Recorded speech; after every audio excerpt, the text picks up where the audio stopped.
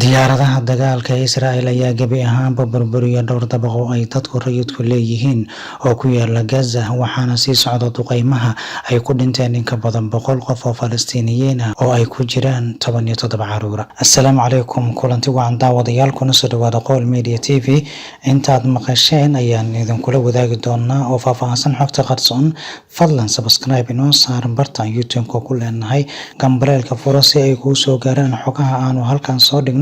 Dhanka Facebook haddaad nagala socotana like inoo saar oo follow inoo samee adigoo inala baahinaya muuqaalkan. Mahadsanid. Haatan ku soo dhawaada xogta qarsoon iyo Qool Media Tv.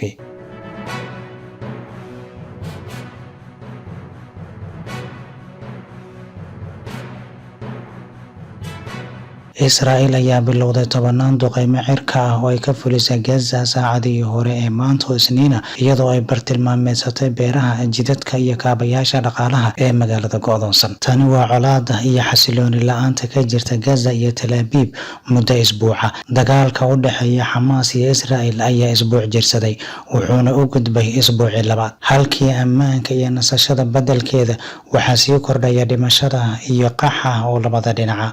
Duqeymaha Israa'iil ka wada Gaza ayaa sii kordhisay khasaaraha dhimashada iyo dhaawaca shacabka ku dhaqan Gaza oo aan garanayn meel kale oo ay miciinsadaan ama ay u qaxaan oo ka baxsan magaalada maadaama ay go'doon ku jirto. Saraakiisha caafimaadka Gaza waxay xaqiijiyeen 100 qof oo dhimasho ah oo ay ku jiraan 17 carruur. Israa'iil ayaa weeraro culus ka fulisay qaybaha kala duwan ee Gaza saacadihii hore ee maanta oo Isniina, iyadoo ay wasaaradda caafimaadka Falastiin ay xaqiijisay in ka badan 201 qof oo la dilay ilaa iyo hadda oo ay ku jiraan 58 carruur iyo 34 haween ah, halka dhaawacuna uu kor u dhaafayo 1235 qof. Dhismayaasha ammaanka ah, wadooyinka iyo guryaha shacabku degan yihiin ee ku yaala Gaza ayay Israa'iil si gaar ah u beegsanaysaa iyadoo la dhacaysa bombooyin aan loo meeldayin. Dhawaaqa iyo argagaxa ayaa laga maqlayay qaybo badan oo ka mid ah dhulka Falastiin habeennimadii xalay ee la soo dhaafay. Korontada iyo biyaha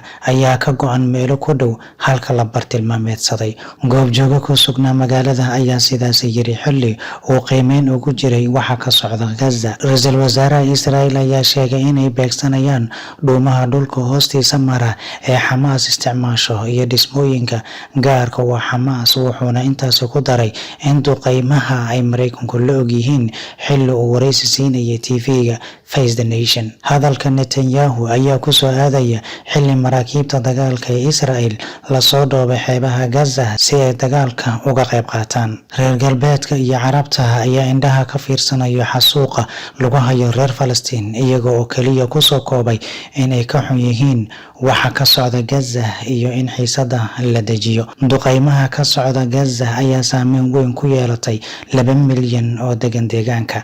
Xogayaha arrimaha dibadda ee Mareykanka Antonio Blinken ayaa sheegay Israa'iil inuu ka codsaday wax caddayn oo ku saabsan xarumihii ay duqeymaha ku burburiyeen ee ku yaala Gaza inay saldhigyo Xamaas ahaayeen. Blinken ayaa hadalkan ka yiri shir jaraa'id oo ku qabtay magaalada Copenhagen ee dalka Denmark maanta oo Isniina. Cadaadiska iyo dhaleecaynta ayaa ku sii kordhaya maamulka Biden oo kaga imaanayo dunida inteeda kale oo ku saabsan xabad joojin u dhaxaysa Israa'iil iyo Falastiin. Israa'iil ayaa xaqiijisay in habeen hore 120 ilaa 200 oo gantaal ay Xamaas ku garaacday dhanka Israa'iil. Intaynu muuqaalka mid la mid aan ku kulmi doono waxaan kaga tagnaa sidaa iyo nabadgelyo. Assalaamu calaykum waraxmatullaahi wabarakaatuh.